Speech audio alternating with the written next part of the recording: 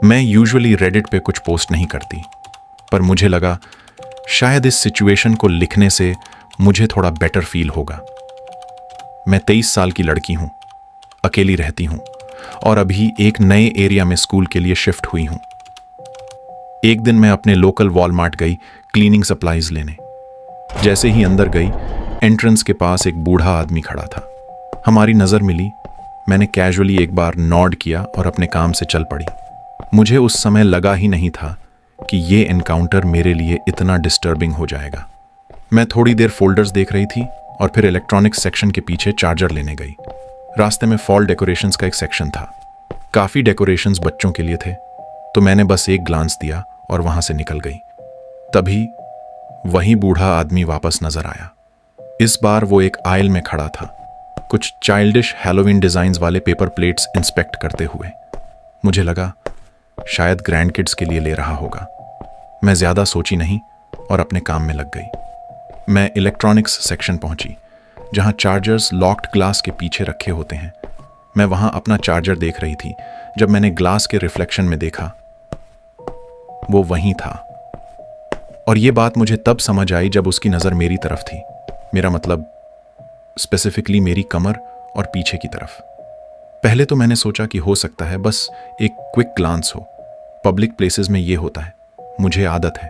पर जैसे ही वो सीधा मेरे पीछे आके खड़ा हो गया और मुझे ऊपर से नीचे तक स्कैन करने लगा, सिचुएशन सडनली बदल गई।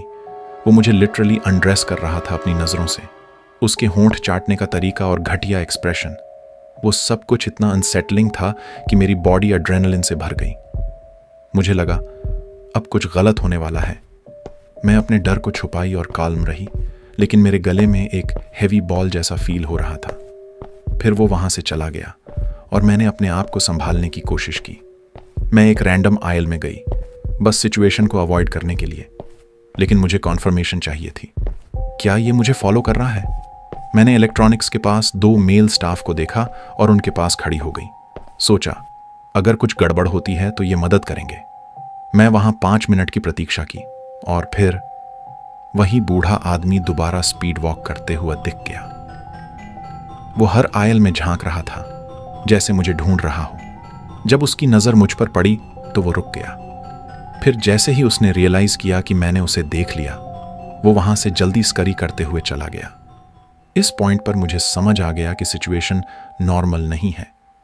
मैंने इलेक्ट्रॉनिक्स सेक्शन के स्टाफ को बताया कि कोई मुझे फॉलो कर रहा है।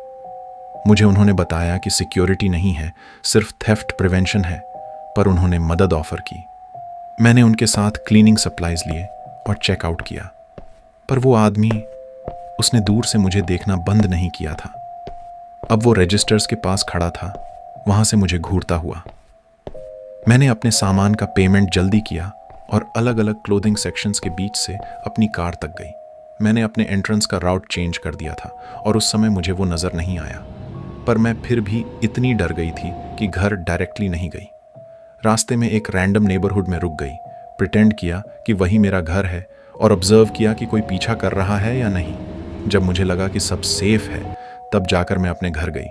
अब मैं ये सोचती हूँ, अगर मैंने नोटिस नहीं किया होता तो क्या होता? वो शायद मुझे घर तक फॉलो करता।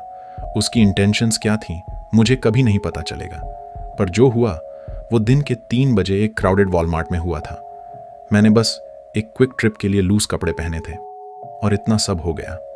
अब बस एक बात, हमेशा अलर्ट रहो और अपने आसपास ध्यान रखो।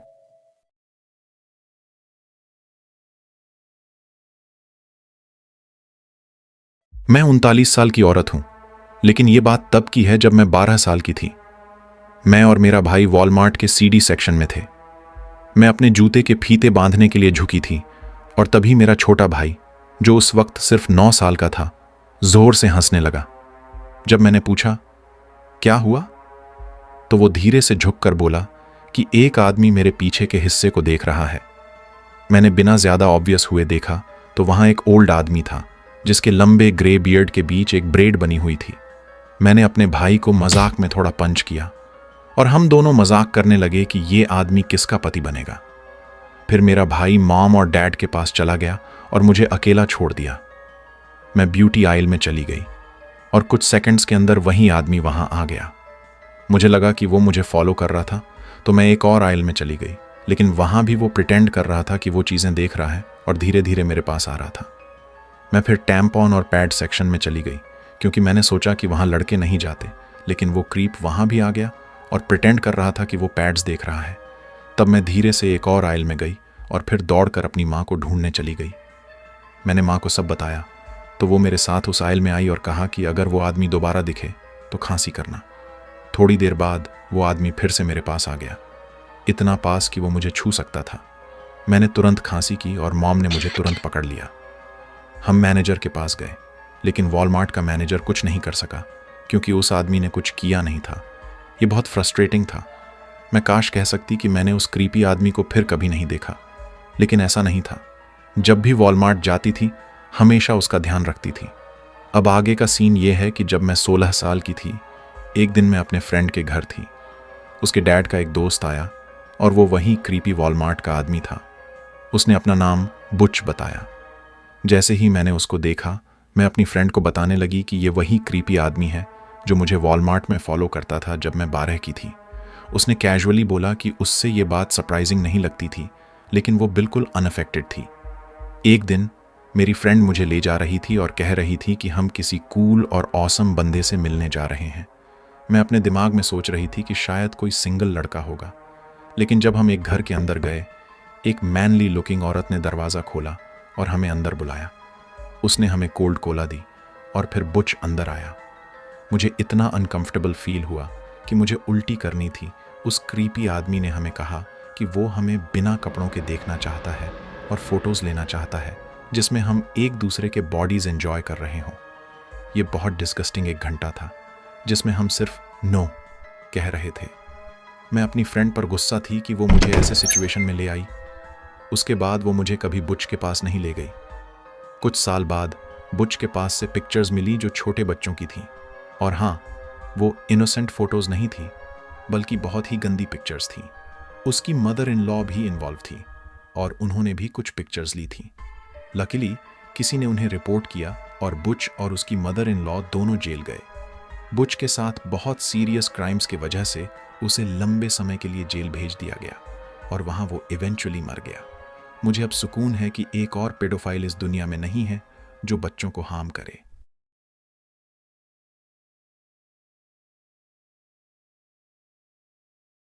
एक रात जब मैं 17 साल का था, मैं वॉलमार्ट में कपड़े शॉपिंग कर रहा था। मैं फिटिंग रूम में कुछ जीन्स ट्राई कर रहा था। पहली जीन्स ट्राई करने के बाद मैं फिटिंग रूम से बाहर निकला और कपड़ों के डिपार्टमेंट में थोड़ा इधर उधर चलने लगा ताकि जीन्स ब्रेक इन हो जाएं। फिर मैंने अपने पुराने पैंट्स वापस पहन लिए और वही जीन्स के 3 पेयर खरीद लिए जो मैंने ट्राई किए थे। जब मैं सेल्फ चेकआउट पे गया, वहां एक आदमी मुझे घूरने लगा। वो लगभग 40 साल का था, लंबा, लगभग 6 फुट 3 इंच, पतला, छोटी काली बालों वाला, और उसके चेहरे पे एक अजीब सी क्रीपी स्माइल थी, जैसे किसी शैतान की। मैंने उसको अवॉइड करने की कोशिश की और अपने बिल्स चेकआउट करके कार में बैठकर घर चला गया। 2 घंटे बाद रात के 11:30 के आसपास मुझे एक अननोन नंबर से टेक्स्ट आया। टेक्स्ट में लिखा था, हाय, क्या तुमने मुझे वॉलमार्ट के सेल्फ चेकआउट पे देखा था कुछ घंटे पहले? मैं शॉक्ड था और रिप्लाई किया, आप कौन हो? तब एक और टेक्स्ट आया जो कह रहा था कि वो वही आदमी है जो मुझे वॉलमार्ट के सेल्फ चेकआउट पे घूर रहा था। मैंने फिर टेक्स्ट करके पूछा, ओह हेलो, तुम्हारे पास मेरा नंबर कहाँ से आया? उसने जवाब दिया कि उसने मेरा नंबर मेरी वॉलेट के अंदर देखा था जब मैं फिटिंग रूम में था। उसने कहा कि वो बस हेलो बोलना चाहता था। समझ सकते हो मैं कितना ज़्यादा फ्रीक आउट हो गया था।